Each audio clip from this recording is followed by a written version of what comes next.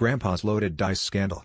So last Saturday was our family's monthly game night, which is usually an Olympic-level competition of Monopoly, snacks, and thinly veiled alliances that would make the United Nations blush.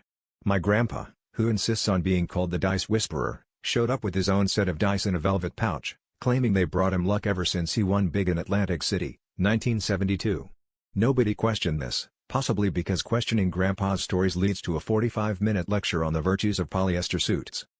Things started out normal enough, except for the fact that every time Grandpa rolled, he landed double ones, snake eyes. Every game. Yahtzee? Snake eyes. Monopoly? Snake eyes. Even Clue, which doesn't use dice with only ones, somehow got infiltrated. He rolled for Mrs. Peacock and got a 1. It was like the universe was conspiring, or Grandpa was. We all laughed it off, but my cousin Jen kept saying, statistically, that's impossible, which is her catchphrase and also why she's never invited to Vegas. By round 4, Grandpa had somehow won 3 games and lost 2, which made no sense, since snake eyes are rarely helpful unless the game is who can roll the least. Suspicion grew when my little brother tried to borrow Grandpa's dice for trouble and got immediately shushed. Finally, my mom, who's basically Sherlock Holmes in yoga pants, snatched the dice mid-roll.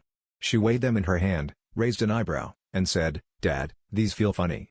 Grandpa just grinned and said, "Well, they're not supposed to feel funny. They're supposed to feel lucky." Turns out, Grandpa's lucky dice were weighted, both sides, only ones. He'd been rolling snake eyes all night because that's literally all you could roll. The family was in uproar, demanding a rematch and threatening to revoke his snack privileges. Grandpa shrugged, pocketed his dice, and said, "Guess I should have known, when you play with loaded dice, you're bound to get in a bit of a role reversal."